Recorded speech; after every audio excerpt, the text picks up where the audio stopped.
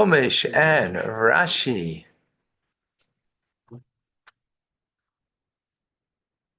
Torah portion Vayikra. We are in the 6th reading. We continue with sin offerings. Okay. Im nefesh, we're chapter 4, verse 27. Im nefesh achas techta, and if a nefesh achas, one soul, meaning one person, right? Before we spoke about the Nasi, the leader of the generation, we spoke about the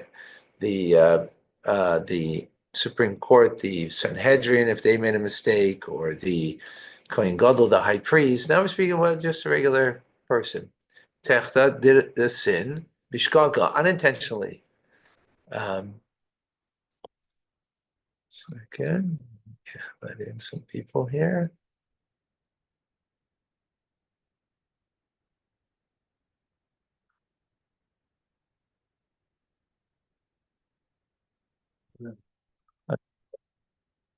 Just letting in some people. Diane, you let in people. Yes, I know. So may am haaretz, from the people of the land, and doing one of the mitzvahs of Hashem, one of His commandments, Hashem says that you shouldn't do, meaning transgress, right? But giving a literal translation, it's v'ashem, and you're guilty. Or it became known to him, chatasa, his sin, asher chata, that he sinned, the hevi karbanai, and he brought his offering, his seiras izim. Seiras izim, a female goat, tmima, that is unblemished, pure. The keva, actually here it says female. Al chatasa, over his sin, asher chata, that he sinned. But it's very funny, huh? He sinned. How come she didn't sin? Okay, we won't go there. Torah speaks in the lashon haiva, in the common rephrase. So that's a man will sin, not a woman. Okay. More of that another time, but not now. Well, you're saying a man only because chata is masculine? No, yad karbanai, not karbanah.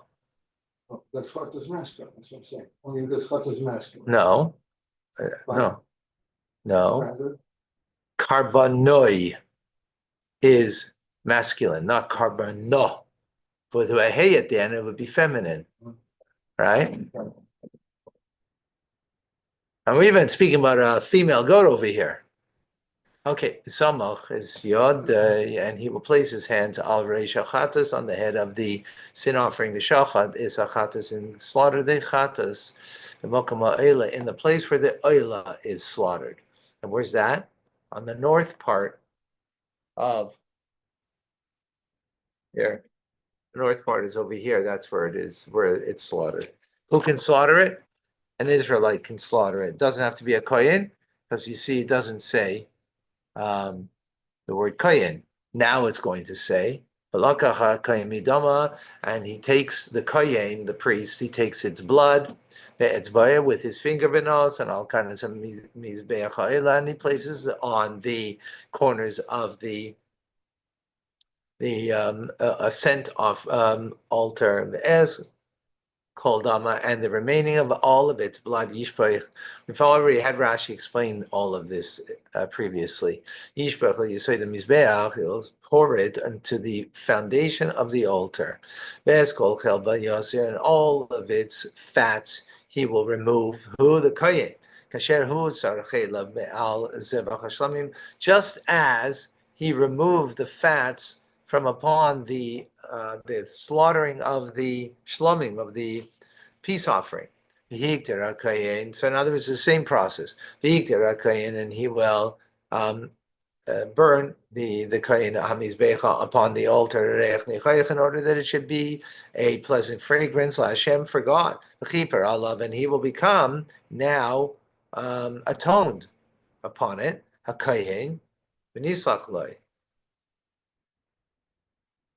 All right, so the kohen will make an atonement, and he will be forgiven. Just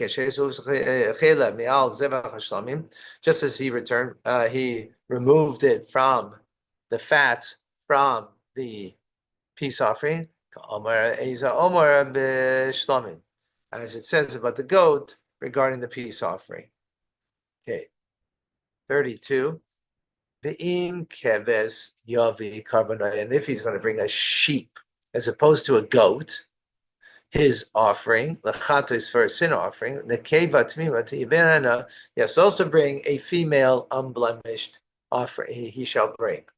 The samach ziyadai, and also place his hands on reishachatos, on the head of the sin offering, shachat isa, and slaughter it. Lechatos for a chatos, right? Meaning l'shem chatos, for the you have to be mindful. He's doing it for the sake of a chatos.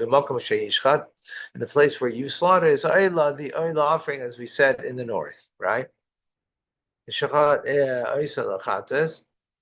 Oh wow. Yeah, Rashi says that the slaughter has to be performed with the intent of it being a sin offering. So 1 second. Lechates. So Rashi explained this here. He already explained it earlier in yesterday's or the day before even.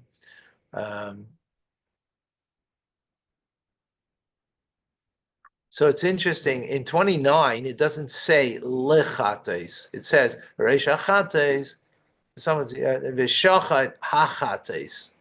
Right? It doesn't say v'shachat lechates. Right? Here it says lechates, for achates. So Rashi's picking up on the nuance. It's to say to slaughter the sin offering, right? That makes sense. But here it's changed from 29. You pick up the nuance, right? It says lichat, for achates, meaning for the intent of achates. That's the, okay. And he shall take the kohen from the blood of the sin offering, that's with his finger, and also an alkarnas, and he shall place it on the corners of the altar, ha'oila, the ascent, right, which is the one on the outside, of course. That's called dama, and the remaining of all of its blood, you say the mizbeach, he shall pour it to the foundation of the altar. As kol ha'chelev, and all of its fats, yoser kasher yusar ha'chelev ha'ketzev zevach hashlamim. He shall remove all of its fats, as he removed the fats from the kesev, from the sheep, zevach hashlamim, from the sheep offering that was a slaughtered peace offering. Vayikra kohen, and he shall burn the kohen oisam, them, hamizbecha, on the altar, al ishei Hashem, on the fire of God, meaning the altar is like the fire of God. V'chiper alav, wow, interesting. V'chiper alav, and it will become atone. HaKohen al chatasei, over his sin offering, asher chata, that he sinned, and he'll be forgiven. So let's take a look. You see, there's also distinction over here. Look, that was 35. Look at 31. Right, so the beginning is asher hula me al zevach hashlami v'hikter hakoyin.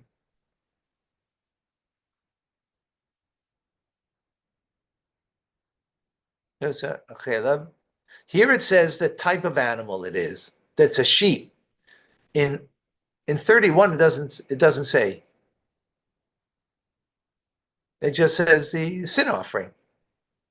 And here it says reich nichayach in 31, right? A pleasant fragrance for Hashem. Before you talked about, until you talked about the goat. Now he's talking about the sheep. Okay, but it's a difference in word. It's the same. It's an offering to God. So why would this not be reich nechayah, right? Why would this be mentioned that it's the sheep before you didn't mention it? Here it says kesef. No, it did not say. No, it did not say in 31 it was a goat. Not 31. Oh, okay, so but we already know that this is a kesef. We already said that, right?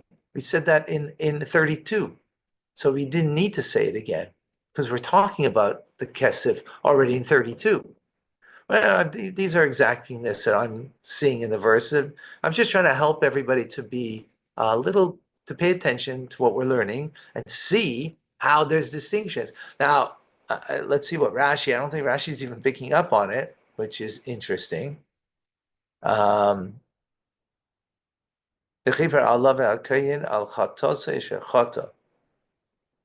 that's a bit different. Okay, let's see Rashi. Kasher, 35 in Rashi. Yeah, we're good?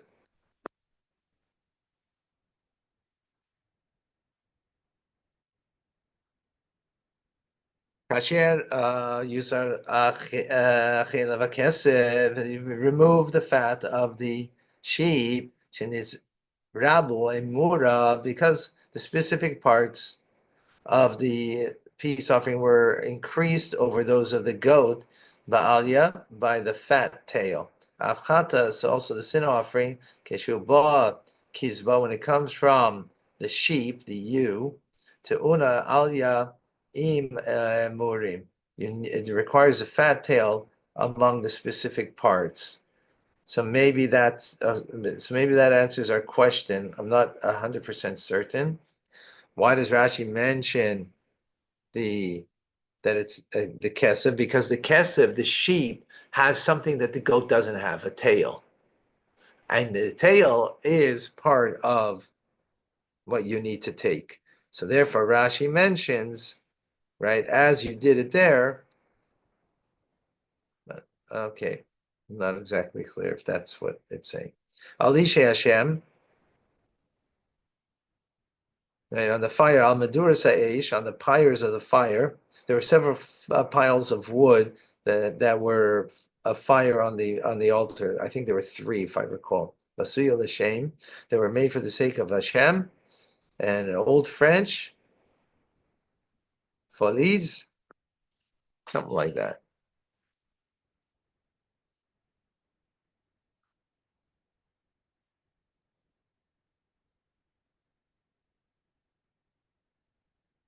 Okay.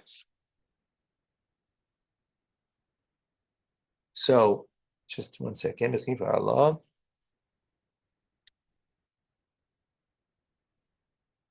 also interesting. In our verse, it says, al chatasai, over his sin. In 31, it doesn't say over his sin. It just says that he'll be atoned upon it, not on his sin. Again, something, and Rashi doesn't pick up on that. Okay, we're chapter 5, verse number 1. Chapter 5 and verse 1. And when a soul, meaning a person, will sin, Allah, and by having heard a curse, Neshama, he heard a curse. Allah is a curse. Who aid a meaning that he's a witness by having seen it, or yada, or knows about it. Im lo yagiv and if he will not testify, right? Lo yagi means he won't say it, like the word haggadah. He won't tell it over, testify. Then he bears his sin, his transgression. Sin of omission. Sin of omission, exactly. Yeah.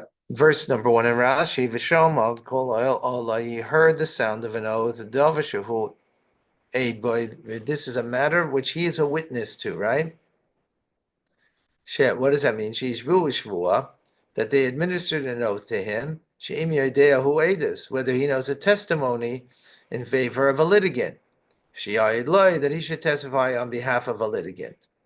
Now, there's a litigant brought him to court and said he can tell testimony on my behalf that Yankel owes me $1,000. That's what we're talking about, right? And what happens? He doesn't want to testify, so he bears a transgression. Verse number 2, oy nefesh asher tiga, or a person who touches b'chol davar tameh, any impure thing, like a carcass of an animal. Oy benivlas chaya. Oh, actually, here's the carcass. Yeah. Any spiritual defiled animal. Okay.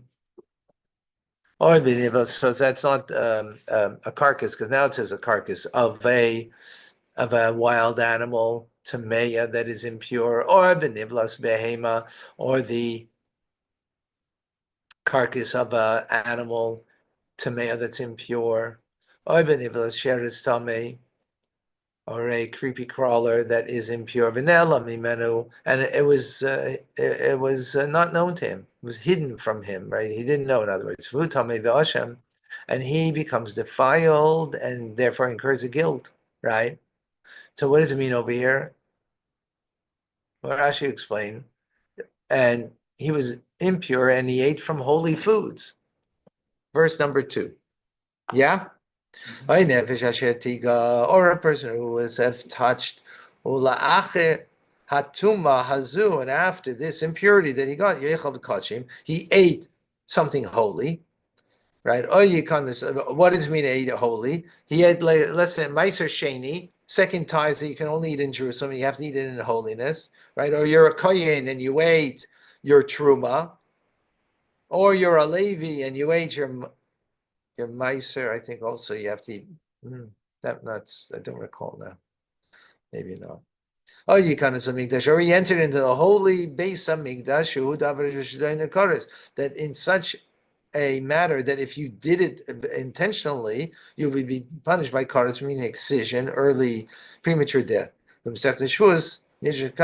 how, okay, it's explained in the Talmud. And it was concealed from him. Hatuma, this impurity was concealed from him. He's guilty. What's he guilty for? Because he ate something sacred, or he came into the holy base of Mikdash and he was not pure. Right. So he's guilty because, and as we'll see, he's got to bring an offering.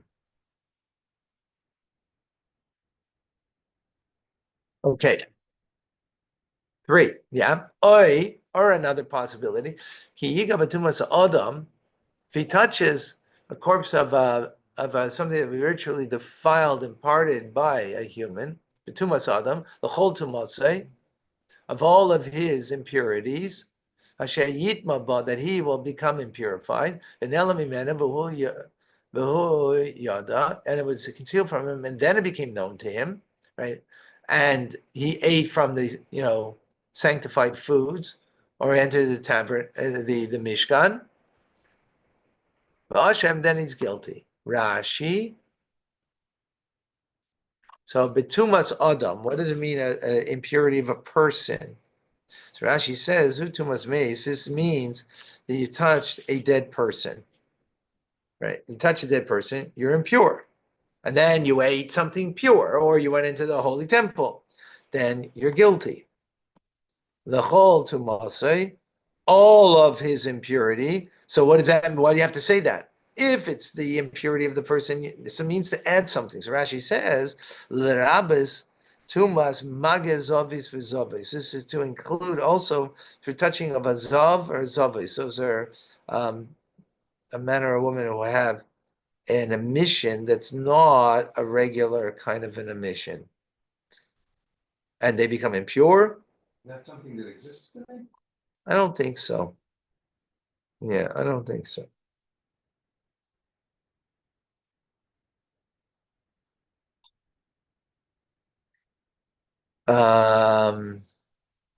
Yeah, so in other words, you became impure by touching such a person. Asher Yitma, that makes him impure. So also, obviously, if you Why do you have to say that you became impure? That's also to include something else. Remember, Torah is written in very shorthand, and it's implied with every word some kind of law. The Rabbah said, this means to include also someone who had relations with a woman who did not go to the mikvah. She was nida. Ba, through it, is also coming to include something, because think of it, you could say, benivlas.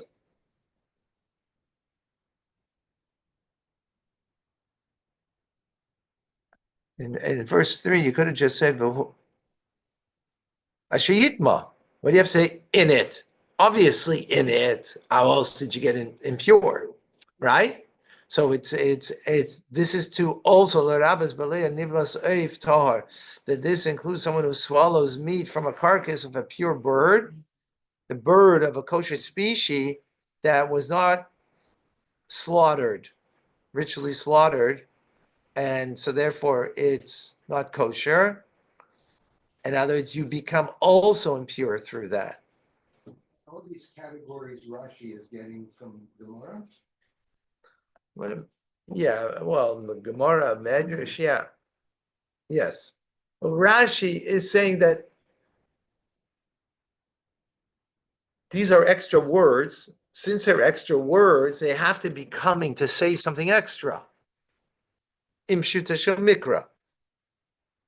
So Rashi is explaining what is the extra. So if you look at it, interesting.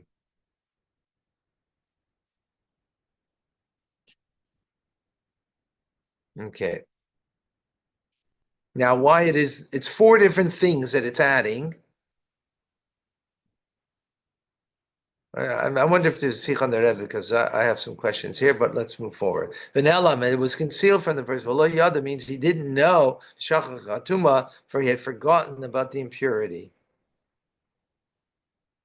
So here's a bit different.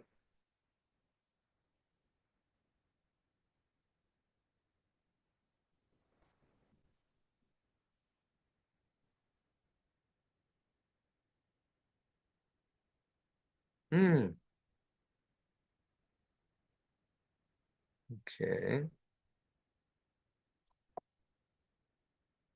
Here he knew, but he forgot. What was before? The previous verse.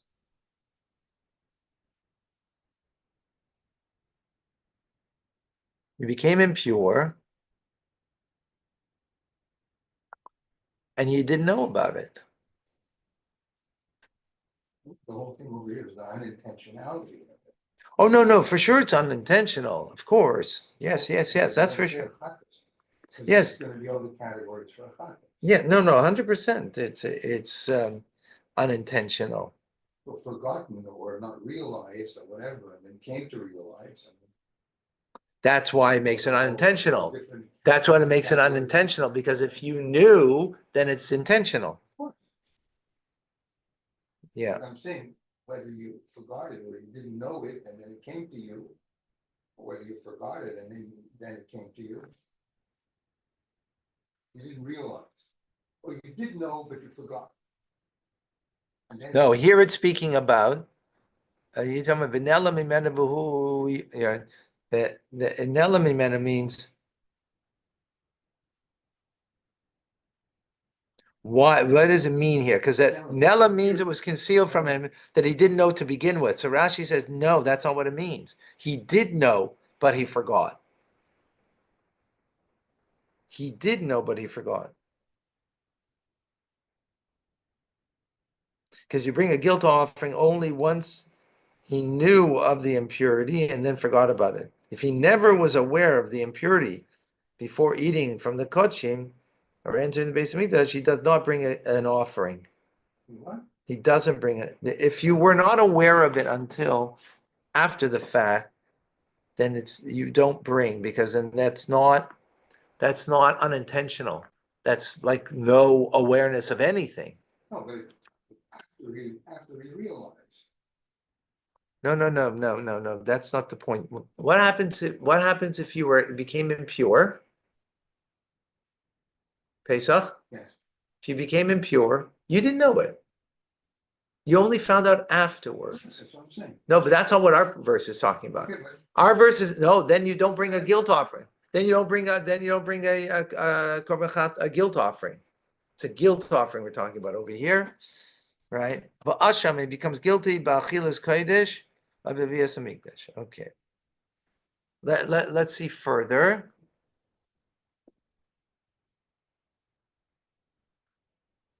Verse 4. Oy nefesh ki si shaba levatis sifasayim, or a person swears, pronouncing with his lips. Levatis sifasayim means pronouncing with your lips. Lahara, to do harm, with the intention to do harm, or lahetiv, or with the intention to do good, either for himself or to others. Adam, anything that a person expresses bishavua with an oath, benela mimeno, he forgot. He made an oath, but he forgot that. And then he became aware. And others, he forgot. Asham lachas meila. So it becomes a guilt in one of these ways. Rashi b'svasayim b'loy b'lei. He had to verbally say it, and it's not enough if it was in his heart. If it was in his heart, then he's not, doesn't have to bring an offering. Lahara, to do harm, latzway, for to himself. He took an oath. I'm gonna to myself, right?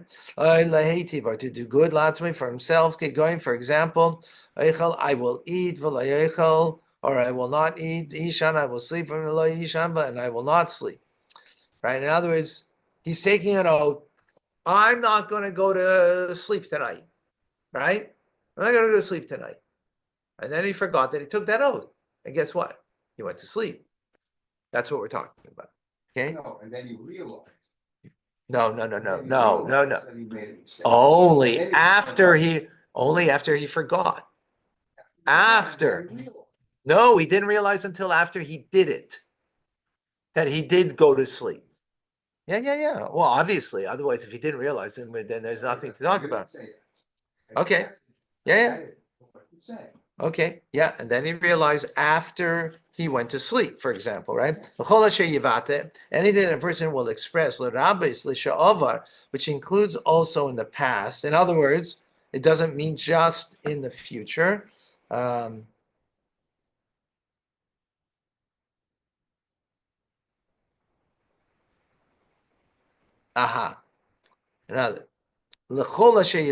other words, why did the verse say anything that you will express? Meaning it's repetitious, so it means anything even in the past. Benela mimeno, and it was concealed from him, and he transgressed his oath. Kol eila, all of these oaths are included, b'korban oila b'yored, an obligation to bring an ascending and descending offering, which ascending and descending means based on your financial capability. So, it's an ascending one if you can afford more, and descending if you can't afford. As it's explicitly explained here, but an oath that involves denial of money, of a financial claim, is not included in this offering, but rather it is a guilt offering. And that will be later in verse 13. Right, we're in verse number 4, right?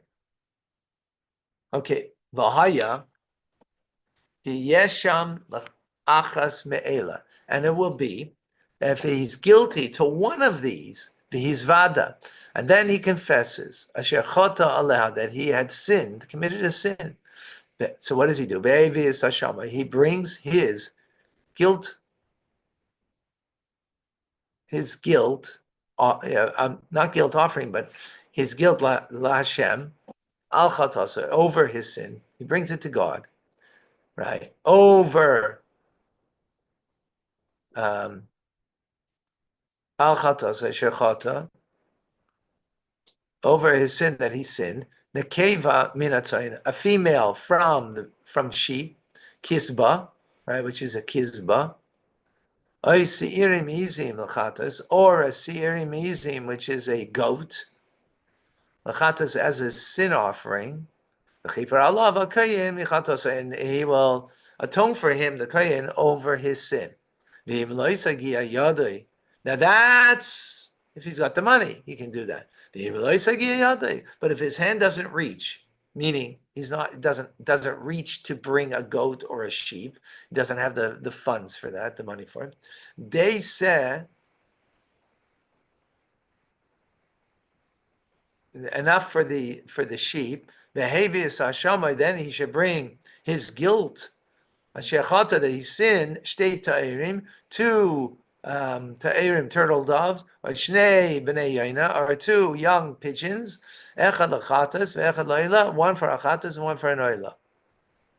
That's interesting. So what is that habeas Hashem? What is Hashem? Hashem is we weren't talking about Hashem, here we're talking about Hashem. Yeah, Why that term? means Why Hashem? his guilt, meaning bring his guilt as an offering, which will be either two turtle doves or two pigeons. His guilt, not an Hashem offering. Right, not an Hashem offering. Still a chatos. Right, exactly.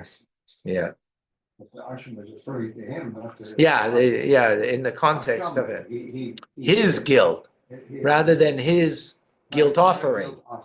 Exactly. Now, interesting here.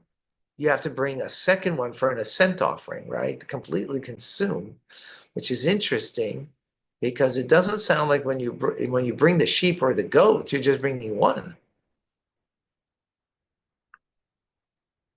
You're only bringing a sin offering, not an oila. Rashi doesn't seem to pick up on that. Number 8. One verse.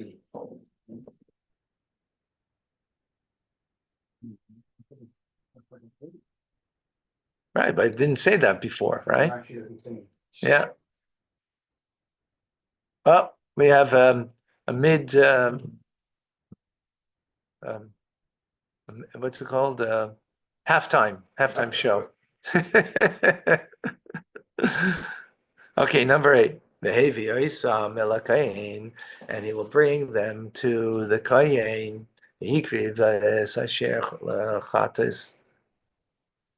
And he will then offer asher lachatas, that which is for the chatas, rishayna first. Malak is Rishay, and he will do malika or from the pigeon, right, or turtle dove to its head, mimul arpa, from the back of its neck, below yavdil, and not severed completely. Let's see what that means for Rashi. I think we've had it before. Number 8. So he shall bring the sin offering first.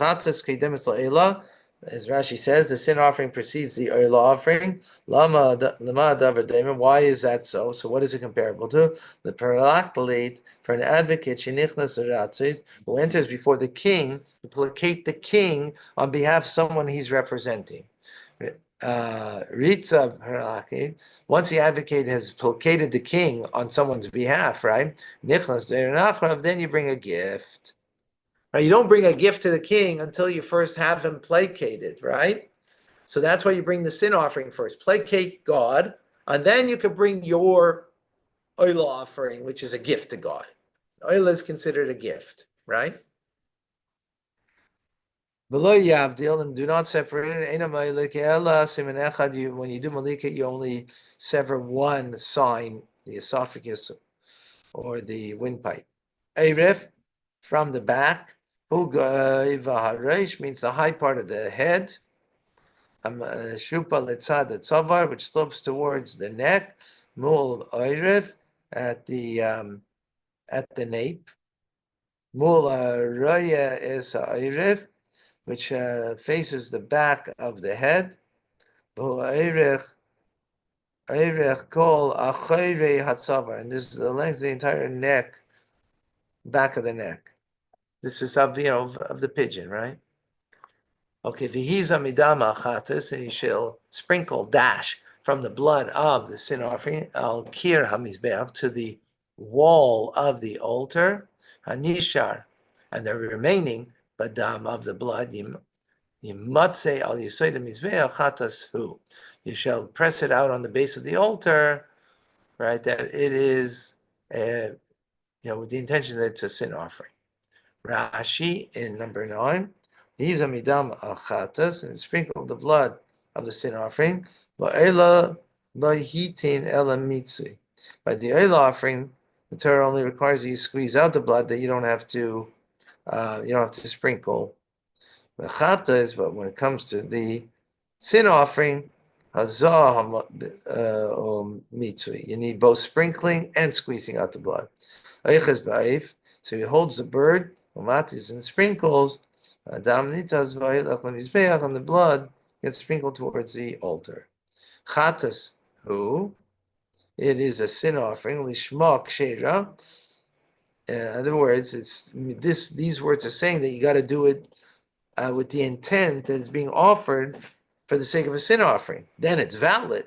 But if you offered it shaloi lishma psula, but if you didn't do it with the right intention, right? In other words, you slaughtered this bird, and you thought you're doing it not for the sin offering, then it's invalid. Now there's the mindfulness is important, right? Which is what we're learning in Tanya, right? But mindfulness started with chapter 38. Okay, last pasuk. There's asheni yase oila, and the second bird you shall make as an oila, an ascent offering, kamishpat, as the law, the keeper alav, and then he will have an atonement upon it. A kohen will atone for him, michatase, from his sin, asher chata, that he sinned, v'nisachla, and he will be forgiven. Kamishpat. Okay, so Rashi picks up in the words kamishpat, in accordance to the law. Kedas ha'omer l'ba'ilas ha'if,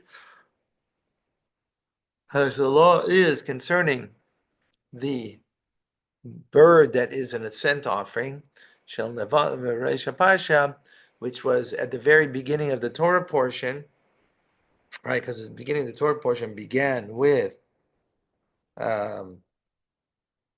free will offerings, and this is a free will offering of an individual,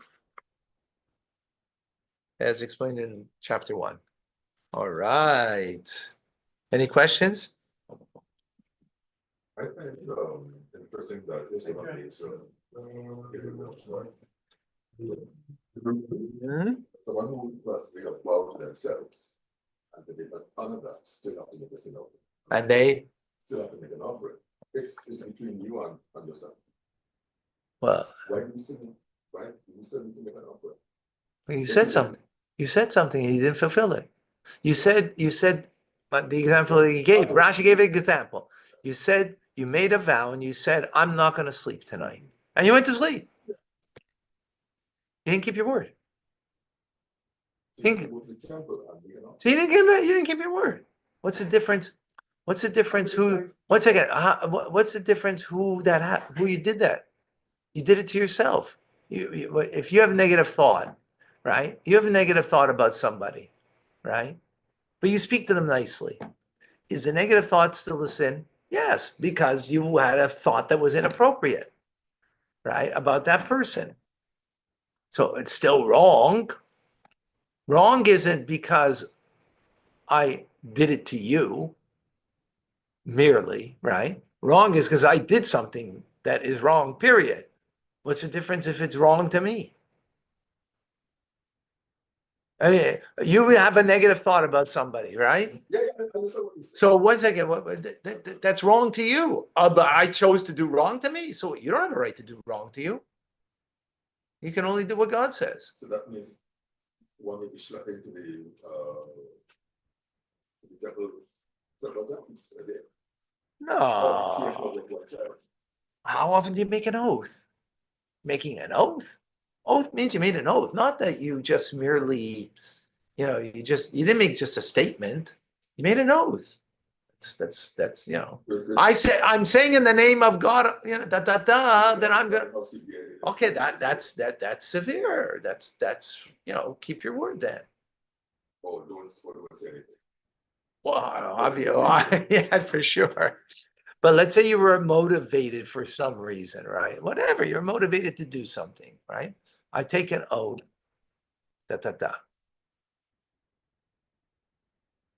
So it's, yeah.